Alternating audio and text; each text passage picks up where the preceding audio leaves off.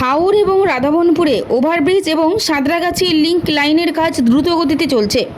এই প্রজেক্টের ফলে এলাকাবাসীর সুবিধা হবে মন্তব্য করেন দেশের প্রধানমন্ত্রী নরেন্দ্র মোদী। পূর্ব মেদিনীপুর জেলার হাওরে শুরু হয়েছে ওভারব্রিজ নির্মাণের কাজ, তাই চলছে উচ্ছেদ।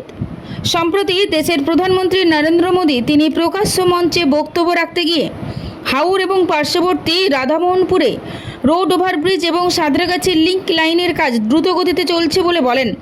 পাশাপাশি তিনি আরও বলেন, এই প্রজেক্টের কাজের ফলে এলাকাবাসীর সুবিধা হবে।